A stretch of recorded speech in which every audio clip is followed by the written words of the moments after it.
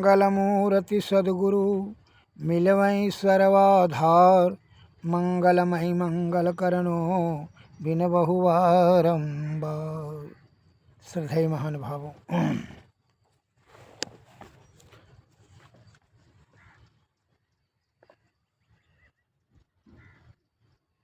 योग शिखोपनिषद के 5वें अध्याय में यह पद आया है, भिद्यते हृदय ग्रंथि से छिद्यन्ते सर्व संशया क्षयन्ते चास्य कर्माणि तस्मिन् दृष्टि परावरे। अर्थात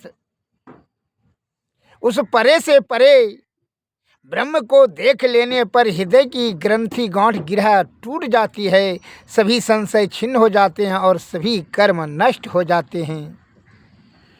और जब तक संशय और कर्म के चक्कर में रहेंगे, अर्थात अज्ञान रूपी अंधकार में पड़े रहेंगे, तब तक नाना प्रकार का भूल गलती होते रहेगा और उस गलती के कारण से आप उसका दंड भोगते रहेंगे इस संसार में।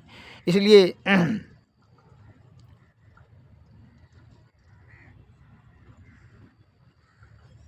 बताया है उत्तर गीता में, आहार निंद्रा भय मैथुनश्च शमननैत एतत् पशु भी नरानाम ज्ञानम नरानामाधिकम विशेष्यो ज्ञानैन हीना पशु भी समाना। अर्थात आहार निंद्रा भय तथा मैथुन ये सब विषयी पशु और मनुष्य में एक समान ही है, यानी कुछ भी प्रभेद नहीं है।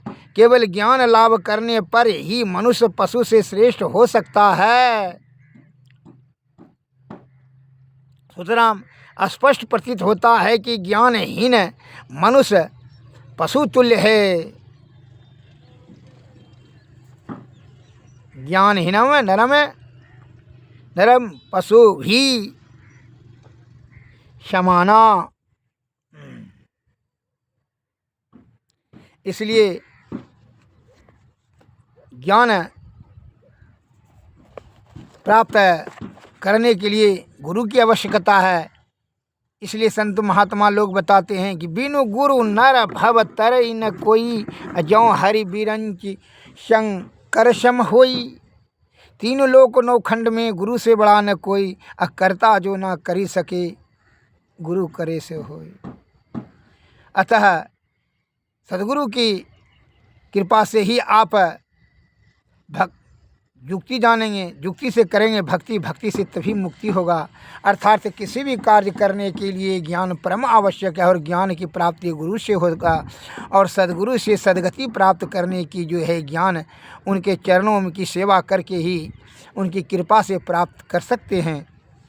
एक बहुत से सज्जन भ्रम में पैदा हो जाता है कि हम बहुत अत्यधिक धनवान हैं, बड़ा गुणवान, बड़ा चतुर, बड़ा बलवान, बड़ा रूपवान है, तो इसीलिए साधु के अपेक्षा से हम बहुत बड़ा सुखी हैं। साधु तो है लंगोटी पहन कर करके, तन पर वस्त्र भी नहीं है, वह भीख मांग कर करके खाता है, वह भटक रहा है, बेचारा कितना दुखी है। लेकिन भूल जाता है वह मनुष्य कि वह आत्मज्ञान से अपनी जीव आत्मा की सद्गति प्राप्त करने के लिए वह अंतर साधना से अंतर्मुखी होकर करके सदैव ब्रह्म प्राप्ति करने के लिए वह प्रयत्न कर रहे हैं। और आप बहिर्मुखी इंद्रियों, जो कि इंद्रियों का विषयों को तृप्ति करने के लिए आप तृष्णा युक्त होकर के कुबुद्धि का प्रयोग करके नाना प्रकार का छल कपट प्रपंच से क्या होता है कि आपका तृष्णा और बढ़ जाता है, जिसके कारण से जन्म मरण के चक्कर में फंस करके नाना प्रकार के दुखों को आप भोगते हैं, पाप ताप संताप जमा कर लेते हैं और आवागमन के चक्कर में फंस कर करके अनेक दुख को उठाते हैं।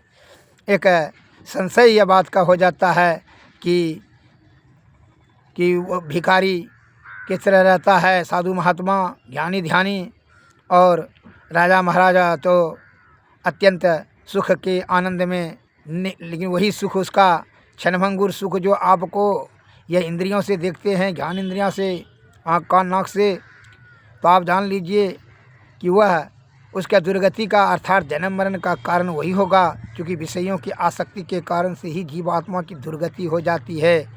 एक उदाहरण देते हैं।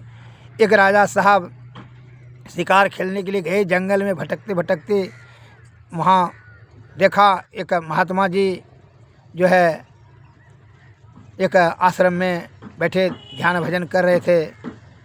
तो ध्यान में थे तो उनको देखा कि भाई यह महात्मा जी का बढ़िया से आश्रम भी नहीं है, वर्षा में कितना इसको तकलीफ़ होता होगा, खाने पीने का भी कोई वस्तु नहीं है, क्या खाता होगा, फल तल खाता होगा, मिलता होगा तो नहीं तो भूखले रहता होगा, कितना ये सुख गया है महात्मा जी।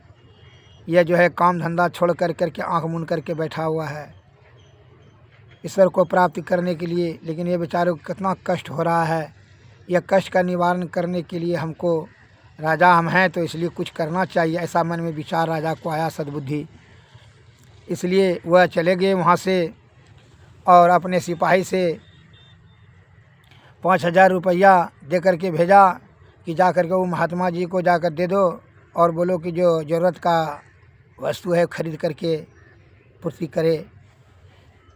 तो सिपाही गया तो महात्मा जी को कहा, महात्मा जी लीजिए, राजा साहब ने, यहाँ के राजा साहब ने आपकी स्थिति, बड़ा गरीबी स्थिति, दरिद्रता स्थिति देख करके न खाने का साधन है, पीने का साधन है, न रहने का ठहरने का, आपका दुख को देख करके राजा साहब ने मन में दया प्राप्त, दया करके आपको ये 5,000 रुपया भेजे हैं। लेकिन राजा साहब को जाओ लौटा देना और कहना कि जो अत्यंत गरीब है उसको जाकर दे दे, हमको इसका ज़रूरत नहीं है रुपया का। सिपाही जी आकर के कहा, राजा साहब कहा, घुरा दिया। महात्मा जी ने कहा कि नहीं, जो अत्यंत गरीब है उसको दे देना। तो राजा साहब ने मन में विचार किया, हो सकता है सिपाही के हाथ से भेजें, इसीलिए उसको अपमानितपन महसूस हुआ, महात्मा है। चलो मंत्री को जो है 1 लाख रुपया दे करके भेजा, सोना चांदी दे करके, अनाज 10 बोरा गेहूँ, 10 बोरा चावल, दाल दे करके भेजा कि जा दो और कहो पैसा दे देना कि घर में मकान बना ले, बढ़िया से रहे, ध्यान भजन करते रहे। मंत्री जी जब वहाँ गए, महात्मा जी को अभिवादन करके बैठे और कहा, हे महात्मा जी, इस देश के राजा ने आपका स्थिति, गरीबी की स्थिति देख कर करके दया का भाव उनको दिल में हुआ और आपका उपकार हेतु 1 लाख रुपया जो आप हमारा मकान बना लीजिएगा और यह चावल गेहूँ आटा रख लीजिए, जो खाने पीने में सुविधा होगा, आपको खाइए पीजिएगा और सत्संग भजन ध्यान कीजिए, और कुछ सोना चांदी भी भेजा है, ले लीजिए। दयालु राजा साहब हैं।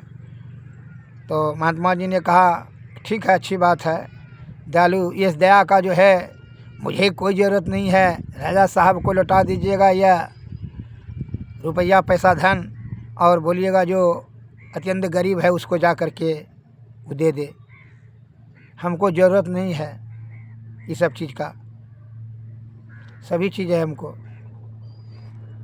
कितनों कहा, मंत्री जी ने नहीं माना, वो जो है लौट कर के आया। राजा साहब को कहा कि नहीं लिया महाराज, एक को भी चीज़, कहा कि जो है अत्यंत जो गरीब होगा उसको दे दीजिएगा। तो राजा साहब ने मन में विचार किया, जो है न स्वाभिमानी महात्मा है, अतः इनका विचार बड़ा उत्तम है, चलो हम अपने से जाग देंगे। कहा है कि इसलिए नहीं लेता है मंत्री सिपाही के हाथ से।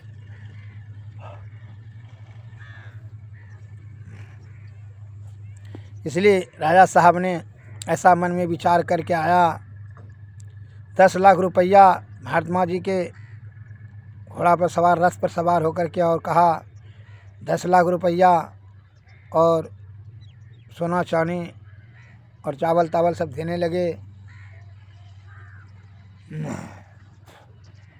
और महात्मा जी को कहा, ठीक है महात्मा जी, यहाँ आपका हम जो है बढ़िया सत्संग भवन बनवा देते हैं, 10 लाख रुपया ले लीजिए और सोना चांदी भी ले लीजिए, जो भी चीज़ का ज़रूरत चीज़ होगा, कल कुइयाँ सब भी बनवा देते हैं, आप आराम से सभी साधन के जो है जुटा देते हैं, आप सत्संग भजन कीजिए, ध्यान भजन कीजिए, अच्छी बात है। हम इस देश का राजा है। तो महात्मा जी ने कहा, राजन, आपका उपकार का भाव है, उत्तम विचार है, परंतु यह सब जो अत्यंत गरीब है उसको देने की ज़रूरत है। आप राजा हैं तो अत्यंत गरीब को दे दीजिए, ये सब चीज़ हमको देने की और मुझे लेने की कोई ज़रूरत नहीं है, अतः इसको ले जाइए। कहा कि महाराज, राजा ने कहा, महात्मन, अरे आपसे ज़्यादा गरीब कौन होगा? देखते हैं तन पर वस्त्र भी नहीं है, न चप्पल जूता है, न रहने का झोपड़ी भी ठीक से है, बरसाती में ठंडी में कितना भीषण कष्ट होगा। न खाने का कोई साधन है, न पानी पीने का साधन है, किसी प्रकार का कोई भी वस्तु है ही नहीं। इससे आपसे बढ़कर के कौन अत्यंत गरीब होगा? कहा, राजा साहब, तुम जो है भ्रम में पड़ गए, संशय में। अरे ये सब विषय वस्तु, विषय भोग की वस्तु की हमको आवश्यकता नहीं है। इस सभी को त्याग करके ही हम तो अंतर्मुखी अंतर साधना से परमात्मा की प्राप्ति करने के लिए हम जंगल में आए हैं। इस सब का हमको कोई ज़रूरत नहीं है। विषय भोग की वस्तु से तृष्णा बढ़ता है, जिससे कि विषय की आसक्ति हो जाती है, जीवात्मा की दुर्गति होता है। इस आसक्ति की ओर हमको तुम धकेलने का कोशिश कर रहे हो। इस सब का त्याग और संतोष शक्ति हमारा बढ़ गया है, इसलिए ये सब चीज़ का हमको कोई आवश्यकता नहीं है। कहा, चा गई चिंता मिटी, मिटा मन का फेर, जिनको कछु न चाहिए वह साहुन का शेर। जिनको किसी भी चीज़ की ज़रूरत चाह नहीं है, इच्छा नहीं होता है, वही चीज़ जो है वही संतोष होता है, और संतोष जहाँ होता है वहीं सुख होता है। इसलिए हमको इस चीज़ का कोई चाहत नहीं है, इच्छा नहीं है। हमारा चाह इच्छा शून्य स्थिति में चला गया है। और तुमको यह बात भ्रम कैसे हुआ कि हम अत्यंत गरीब हैं? अत्यंत गरीब तो जो असंतोषी है, जिसका मन नियंत्रण में नहीं है, विषय भोग की हमेशा ललायित रहता है प्राप्त करने के लिए, रूप रस गंध शब्द स्पर्श के चक्कर में सदैव वो फंसते रहता है, वह उसको अत्यंत गरीब कहा जाता है। तुमको इस बात का संदेह कैसे हो गया कि महात्मा जी अत्यंत गरीब है? तुम इतना सा नहीं जानते हो, इतना ज्ञान नहीं है तुमको कि इस चीज़ की आवश्यकता रहता तो फिर जंगल में आने की हमको क्या ज़रूरत था?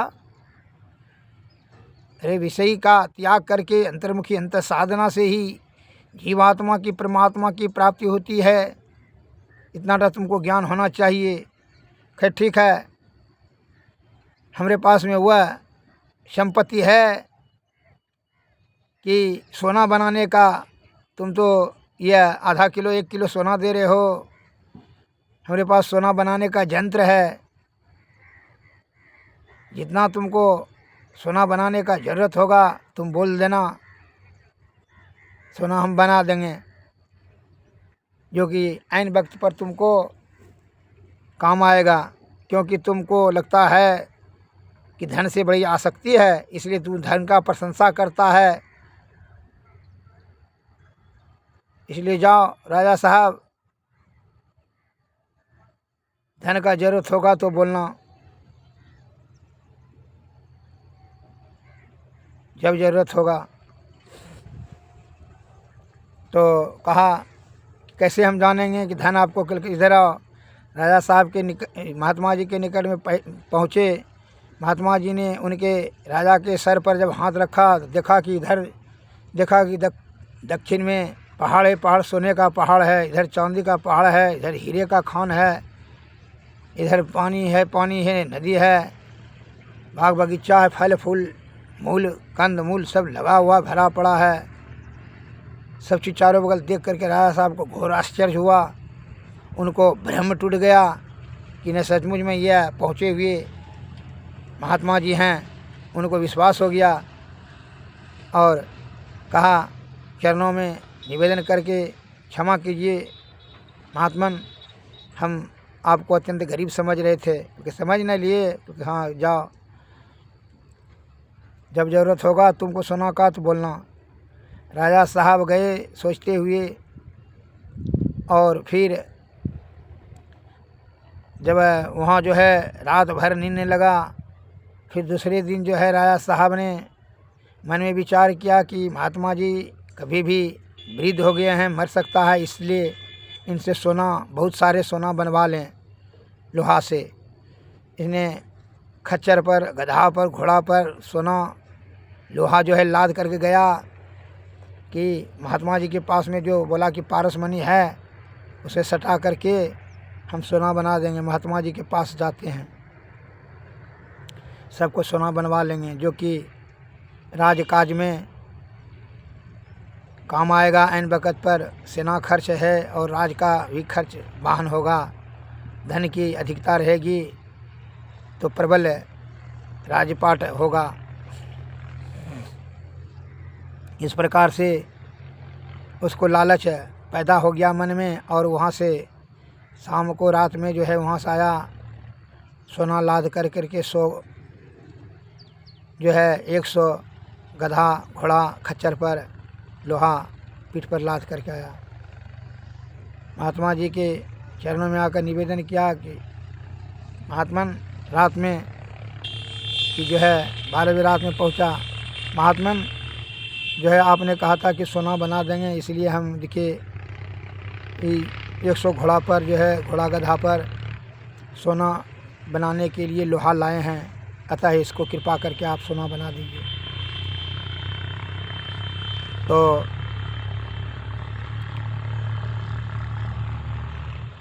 तो महात्मा जी ने कहा, राजन समझ में आ गया कि अत्यंत गरीब कौन है, तुमको नींद नहीं लगा, रात में तुम चला आया लोहा लेकर के यहाँ सोना बनवाने के। गरीब तुम हो, हम हैं, इसलिए बोलेंगे जिसको गरीब है अत्यंत उसी को दे दो जा करके, धन का ज़रूरत है, इसलिए तुमको धन का ज़रूरत है, गरीब तो तुम हो सबसे। का क्षमा कीजिए महाराज, अब सोना बनाने का, क्योंकि सोना कैसे बना देंगे, इसके लिए तुमको जो है हमारा सेवा करना होगा। जब तक सेवा नहीं करोगे तो तुमको फल कैसे देंगे, अतः तुमको जो है हमको हमारा सेवा करो और खुश करो, तब हम तुम्हारा सब सोना बना देंगे। तो कहा ठीक है महात्मन, ऐसा ही करेंगे। जो है राजा साहब को कहा ठीक है, यहाँ रहो हमारे पास। साधु बाबा ने कहा ठीक है, यहाँ रहो, हमारा सेवा करो, तब जब सेवा से, तुम्हारे सेवा से मैं प्रसन्न हो जाऊंगा, तब सोना बना दूंगा। राजा ने सोचा कि थोड़ी सी सेवा करने में इतनी बड़ी दौलत का हाथ लग जाए तो उसमें बुरा क्या है। यह सोचकर वह सेवा में रह गया। जब कुछ दिनों तक सेवा में रहा तो साधु बाबा ने उसे योग की कुछ क्रिया बतला दी। राजा मनोयोग पूर्वक क्रिया करने लग गया। उसकी साधना में कुछ उन्नति हो गई। साधु बाबा ने जब देखा कि राजा अब स्थूल से सूक्ष्म में प्रवेश कर गया है तो उसको बुलाया और कहा, मैंने तुमसे कहा था कि जब तुम्हारी सेवा में मैं प्रसन्न हो जाऊंगा तुम्हारे लोहा को सोना बना दूंगा। तुमने मेरी सेवा के साथ साथ साधना भी की है। अब जितना लोहा लाना है ले आओ, मैं सोना बना दूंगा। राजा ने कहा, गुरुदेव आपकी कृपा से अब मैं खुद ही जान गया हूँ कि सोना कैसे बनाया जाता है, अतएव आपसे सोना बनवाने की आवश्यकता नहीं रही। वह कौन सी विद्या है? राजा भी एक फ़कीर की खिदमत करता रहा। वह 9 द्वार की विद्या नहीं है, 10वें द्वार की है। जो 10वें द्वार में प्रवेश करता है वह इंद्रियां जयी हो जाते हैं, इंद्रियों के बहाव में नहीं बहाता है, विषयानंद को छोड़कर आत्मानंद की ओर बढ़ता है। वह आनंद ऐसा है कि कभी अंत होता नहीं है, इसलिए आत्मानंद का अंत नहीं होता है। इसलिए क्या करना चाहिए? विषयों का त्याग, ब्रह्म तत्व का दर्शन। सहज समाधि अवस्था बिना सदगुरु की कृपा से नहीं होगा। जैसे राजा साहब के ऊपर जब वह महात्मा जी का कृपा हुआ तो उनको अंतर्मुखी अंतर साधना से उनको ब्रह्म की ओर दशम द्वारे की ओर अर्थात सुषुम्ना नाड़ी में ध्यान करने की कला उनको बता दिया। वह ध्यान की अवस्था में जो अंधकार प्रकाश और शब्द मंडल तीनों मंडलों के पार में जब अनादि शब्द में गया तो वह जो है समझ गया कि कितना आनंद वहाँ है और विषय से उसको आसक्ति अपने आप छूट गया। श्री सद्गुरु महाराज की जय। इस प्रकार से वह राजा भी महात्मा जी के सुसंगति में परमात्मा की प्राप्ति करने में लग गया। वह काम क्रोध मद मोह लोभ राग द्वेष ईर्षा से विरक्त होकर के, इसलिए संतों ने कहा, हे भाई, यह मनुष्य बुद्धिमान प्राणी है, इसका सर्वोपरि कार्य है क्या है कि पिंड से ब्रह्मांड की प्राप्ति की ओर बढ़ना पुरुषार्थ भी है, सर्वोपरि कार्य भी है, अतः यही करना ही चाहिए। और विषयों की आसक्ति के कारण से जीवात्मा की दुर्गति हो जाती है। इंद्रिय विषय की आसक्ति बड़ा प्रबल है। इसे संतों ने कहा, मोरे जिये रावणा यंद सवा मुसाफिर जहियों कौनी मोका सहर कहर नर नारी दोई फाटक घन घोर कुमति नायक फाटक रोके परियों कठिन झिक झूर संतय नदी अगाड़ी बहती विषय में धार जल जूर क्या मनुमा तुम गाफिल सोबो यहवा मोर न तो निस दिन प्रीति करो साहब से नहीं न कठिन कठोर काम दीवाना क्रोध है राजा वसई 2500 चोर सतपुरुष एक वसई 25 दिसिता 100 करो निहोर अवे दर्द राह तो हिलावे तब पहियों निजूर और जिये रावणा यंद सवा मुसाफिर जहियों कौनी ओर। मैं तो आन पड़ी चोरन के नगर सत्संग बिना जिहतर से इस सत्संग में लाभ बहुत है तुरंत मिलावे गुरु से मूर्ख जन कोई सार न जाने सत्संग में अमृत वर्षे मैं तो आन पड़ी चोरन के नगर सत्संग बिना जिहतर से शब्द सहीरा पटक हाथ से मोटी भरई कंकर से कहे कबीर सुनो भाई साधु सूरत करो वही घर से मैं तो आन पड़ी चोरन के नगर सत्संग बिना जिहतर से। श्री सद्गुरु। इसलिए संतों ने कहा, बिनु गुरु ज्ञान नाम ना पैयों बिरता जन्म गवाई हो जल भरी कुंभ धरे जल भीतर बाहर भीतर पानी हो उल्टी कुंभ जल जल ही समय है तब का करियो ज्ञानी हो बिन कर ताल पखाओ अजिबाजी एनु रस ना गुण गाया हो गावन हार के रूप न रेखा एनु तरस ना गुण गाया हो